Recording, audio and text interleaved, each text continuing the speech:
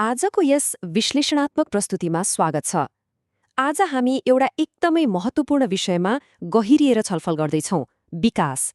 सुन्दा सामान्य लाग्ला, तर आज हामी विकास भनेको अर्थतन्त्र वा पैसा मात्र होइन, बरु एउटा समग्र मानव केन्द्रित रूपान्तरण हो भन्ने कुरा बुझ्ने प्रयास गर्दैछौँ। विशेष गरी नेपालको आफ्नै अभ्यास र हाम्रा सामु रहेका चुनौतीहरूको सेरोफेरोमा रहेर। आजको हाम्रो छलफलको रूपरेखा यस्तो छ। हामी विकासको सुरुवाती अवधारणा र इतिहासबाट कुरा थाल्नेछौँ। त्यसपछि पुराना र नयाँ मोडलहरूको भिन्नता, नेपालको वर्तमान अवस्था अनि सहभागितामूलक र समावेशी विकासका कुरा गर्नेछौँ र अन्त्यमा अबको बाटो के त, समाधानका उपायहरू पनि खोज्नेछौँ। खण्ड 1, विकासको अवधारणा र इतिहास, प्रगतिका मापदण्डहरूको पुनर्परिभाषा। सबैभन्दा पहिले आधारभूत कुराबाटै सुरु गरौँ। आजको यो आधुनिक समयमा विकास भनेको खासमा के हो त? विकास भनेको धेरै पैसा कमाउनु, ठूला भवन बनाउनु वा देशको जीडीपी बढाउनु मात्र पक्कै होइन। वास्तवमा भन्ने हो भने यो त एउटा कमजोर अवस्थाबाट उन्नत अवस्थातिरको यात्रा हो।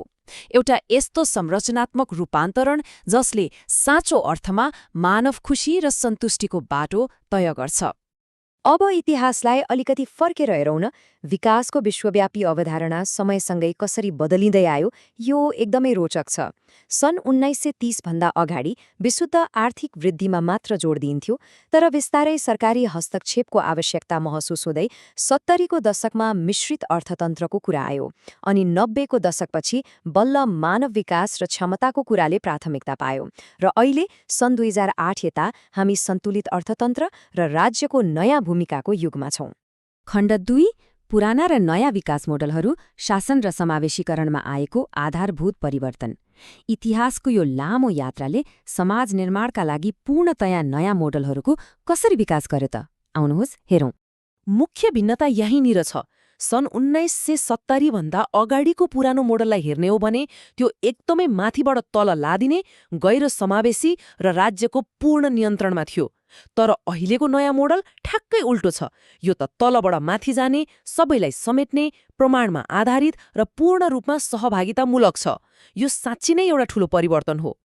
र यही परिवर्तनले गर्दा अचेल सस्टेनोमी जस्ता एकदमै नयाँ र गहिरा अवधारणाहरूको जन्म भएको छ। यो भनेको समृद्धि, मानिस र हाम्रो पृथ्वी, यी तीनवटै कुरालाई सन्तुलनमा राख्ने एउटा एकीकृत मोडल हो। अझ रोचक कुरा त के भने, यसले आर्टिफिशियल इन्टेलिजेन्स अर्थात् एआईलाई मान्छेको रोजगारी खोज्ने कृत्रिम खतरा जस्तो होइन, बरु हाम्रा समस्याहरू सुल्झाउने एउटा प्रमाणिक र दिगो औजारको रूपमा हेर्छ। खण्ड 3, नेपालमा विकासको वर्तमान अवस्था, विश्वव्यापी सिद्धान्तलाई स्थानीय यथार्थमा ढाल्दै। अब कुरा गरौँ हाम्रै देशको। यी ठूला विश्वव्यापी सिद्धान्तहरू नेपालको सन्दर्भमा कसरी लागू भइरहेका छन् त? नेपालले अहिले उच्च, फराकिलो, दीर्घो र समावेशी विकासको मोडल अपनाएको छ। यसको एउटै मात्र मुख्य उद्देश्य भनेको नागरिकको जीवनस्तर उकास्नु, समृद्धि सृजना गर्नु, त्यसलाई न्यायोचित रूपमा बाँड्नु र भविष्यको लागि जोगाएर राख्नु पनि हो। र यो मोडललाई सफल बनाउन नेपालको अर्थतन्त्रलाई मुख्य 3वटा खम्बामा अड्याइएको छ। सरकारले सार्वजनिक क्षेत्र मार्फत समता वा न्याय सुनिश्चित गर्छ। उता निजी क्षेत्रले खुला बजार मार्फत आर्थिक वृद्धिलाई अगाडि बढाउँछ। अनि तेस्रो खम्बा अर्थात् सहकारीले चाहिँ समुदायको स्तरमै पुगेर समावेशीकरण र सहभागिता बढाउने काम गर्छ। एकदमै सन्तुलित छ, होइन त? खण्ड 4, सहभागितामूलक विकासका आयामहरू, समुदायलाई आवाज र छुनौटको अधिकार। अब सहभागिताको कुरा गरौँ, किनभने जतिसकै राम्रो मोडल भए पनि यदि त्यसमा नागरिककै आवाज छैन भने त्यो कहिल्यै सफल हुँदैन। विद्वान म्यानफ्रेड पोपेको यो भनाइले धेरै कुरा प्रष्ट पार्छ। उहाँका अनुसार सहभागिता भनेको लक्ष्य के राख्ने, नीति कसरी बनाउनेदेखि लिएर अन्त्यमा त्यसको प्रतिफल कसरी बाँड्ने भन्ने हरेक चरणमा नागरिकहरूको स्वैच्छिक र लोकतान्त्रिक संलग्नता हो। यो कसैले करकाप गरेर हुने कुरा होइन। अझ प्राज्ञिक तहमा त यसलाई ब्रायन र व्हाइटको सूत्रबाट बकाइदा हिसाब नै गरिन्छ। मानिसहरू विकासमा कति सहभागी हुन्छन् भन्ने कुरा उनीहरूले पाउने सम्भावित फाइदा, सफलताको सम्भावना अनि त्यसका लागि उनीहरूले चुकाउनु पर्ने लागत र उठाउनु पर्ने जोखिममा निर्भर हुन्छ। मान्छेले आफ्नो फाइदा र जोखिम नतौलिकन कतै पनि भाग लिँदैनन् भन्ने यसको आशय हो। तर व्यवहारमा के छ त? नीति नियम जतिसुकै राम्रा भए पनि नेपालमा अझै गम्भीर प्रणालीगत चुनौतीहरू छन्। अझै पनि योजनाहरू माथिबाटै लाद्ने चलन छ। सीमित टाठाबाठाहरूले स्रोत साधनमा कब्जा जमाउने, भोट तान्नकै लागि मात्र योजना बाँड्ने अनि स्थानीय तहमा मनै सर्वेसर्वा हुँ भन्ने साँगुरो सोचले गर्दा वास्तविक सहभागिता अझै पनि धेरै टाढाको विषय बनिरहेको छ। खण्ड 5 समावेशी विकास र चुनौतीहरू, कोही पनि नछुटुन् भन्ने सुनिश्चितता। यी माथिका चुनौतीहरूलाई चिर्ने हो भने हामीलाई एउटा बलियो हतियार चाहिन्छ। त्यो हो समावेशी विकास, कोही पनि पछाडि नछुटुन् भन्ने सुनिश्चितता।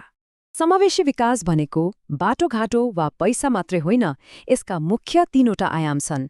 सीमान्तकृत समुदायको अर्थपूर्ण सहभागिता, जस्ता आर्थिक र सामाजिक पक्ष एकातिर छन्, अर्कोतिर जैविक विविधता र विपद जोखिम न्यूनीकरण जस्ता वातावरणीय पक्षहरू छन्, र सबैभन्दा महत्त्वपूर्ण समाजमा अधिकार र स्रोतको सन्तुलित वितरण गर्ने सम्बन्धपरक आयाम पनि यसभित्र पर्छ। यसै सन्दर्भमा एउटा निकै गर्व गर्न लायक तथ्य के छ भने विश्व बैंकको सहयोगमा ग्रिड अर्थात् हरित, उत्थानशील र समावेशी विकासको अवधारणा अपनाउने नेपाल विश्वकै पहिलो देश हो।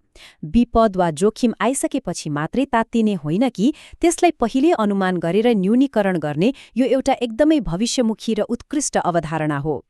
खण्ड 6 आगामी कार्यदिशा र समाधान, संरचनात्मक रूपान्तरणको मार्गचित्र। अब यति धेरै कुरा गरिसकेपछि अन्त्यमा हाम्रा अगाडिका बाटाहरू के हुन् त? के गर्दा चाहिँ हामीले साँचो अर्थमा संरचनात्मक रूपान्तरण गर्न सक्छौं? अबको बाटो एकदमै स्पष्ट छ। राजनीतिक रूपमा हामीलाई नीतिगत स्थिरता र नैतिक नेतृत्व चाहिएको छ। अर्थतन्त्रमा उत्पादकत्व बढाउनु छ। सामाजिक रूपमा हेर्ने हो भने समाजका सबैभन्दा ठूला सन्तुलनकारी तत्त्वहरू अर्थात् स्वास्थ्य र शिक्षामा ठूलो लगानी गर्नु छ। संस्थागत रूपमा सार्वजनिक सुनवाई जस्ता कुरालाई कानूनी रूपमै अनिवार्य गराउनु छ र प्राविधिक शिक्षा मार्फत सिपयुक्त जनशक्ति तयार गर्नु छ। र हामीले यो सब काम एकदमै छिटो गर्नुपर्नेछ। किन थाहा छ? किनकि नेपालसँग जनसङ्ख्या लाभ अर्थात् काम गर्न सक्ने युवा जनशक्तिको भरपूर उपयोग गर्न अब जम्मा 10 वर्ष जति मात्रै समय बाँकी छ। त्यसपछि हाम्रो समाज बिस्तारै बुर्यौलीतर्फ प्रवेश गर्नेछ। यो सुवर्ण अवसर हामीले कुनै पनि हालतमा गुमाउनु हुँदैन। अन्त्यमा यो विश्लेषणात्मक प्रस्तुतिलाई हामी आन्तरिक विकास लक्ष्यहरूसँग जोडिएको एउटा गहिरो प्रश्नका साथ बिट मार्न चाहन्छौं। विकासको अन्तिम लक्ष्य भनेकै मानिसको खुशी र सन्तुष्टि हो। तर यदि हाम्रा ठूला भौतिक पूर्वाधारहरूले मानिसमा आन्तरिक सन्तुष्टि, आत्मज्ञान र नैतिक आधार नै निर्माण गर्न सक्दैनन् भने के त्यसलाई हामीले साँच्चै विकास भन्ने त? यो प्रश्नमाथि पक्कै पनि विचार गर्नुहोला। आजको लागि यति नै।